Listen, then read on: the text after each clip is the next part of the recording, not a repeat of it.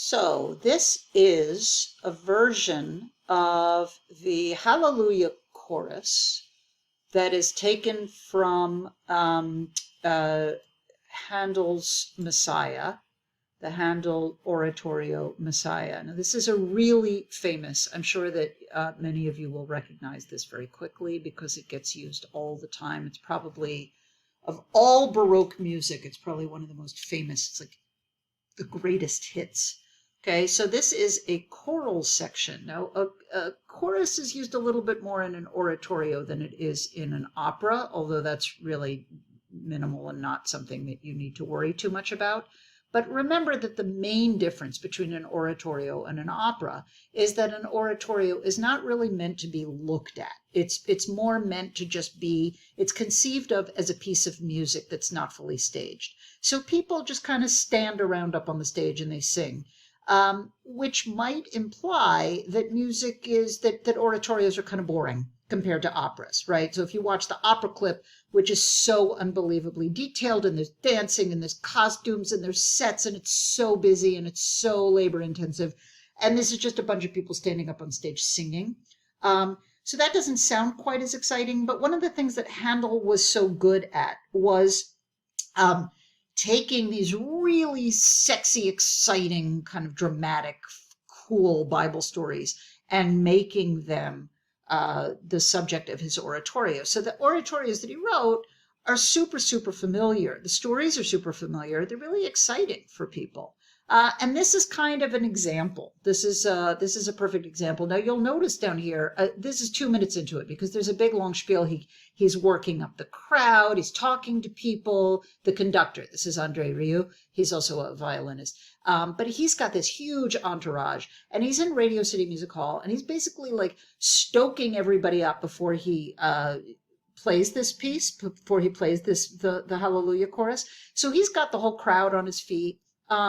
And it's a really exciting presentation, even though they don't act anything out at all. So let's check out how that works, okay? Now you tell me. You probably instantly recognize this, right? I'm just guessing. And don't feel bad if you don't, but it's, if you've never heard it before, that's cool too. But now look at this. Look at the number. First of all, this is not Madison Square Garden. This is Radio City, right? It's just as big. And they've got this huge projection of a church. And they've got like a huge, look at this. They've got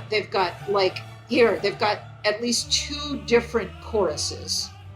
There's a chorus dressed up in African garb on one side. There's a people dressed in more traditional, like black. These women are dressed in this black formal wear. So there's all these people playing music, right? It's incredibly exciting.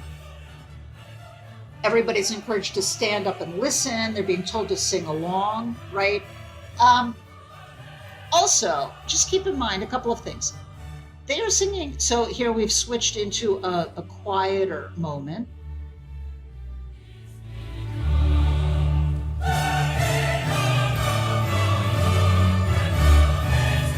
Now, I recognize that listening to a huge number of people is hard.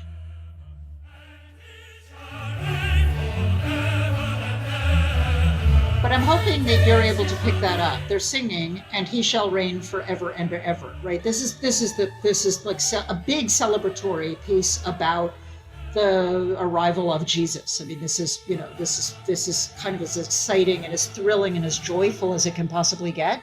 But also, it's important to understand that Handel wrote music so that people could understand what everybody was singing. So in England, he wrote in English. He wrote a couple of oratorios when he was still living in Germany, and those were in German, so that people would be able to understand. That adds to the excitement, right? So even though Handel liked oratorios because he could make more money, right? There's a lot of people that he's hiring here, but you don't have to hire. You tell everybody, okay, wear your chorus outfits. Wear a black suit. We don't need to costume you. There's going to be no makeup, right? We've got this one backdrop, this one picture of a church. We're not going to change it. We don't need to direct anybody. We just have everybody stand there. Not as much makeup, right? So it's not as expensive.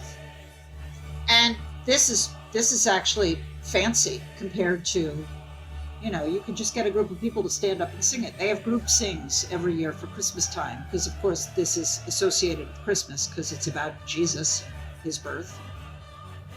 But you can get people to just have a big unorganized group sing where you get a bunch of people together and throw on some singing, have a big celebratory time with not a lot of work.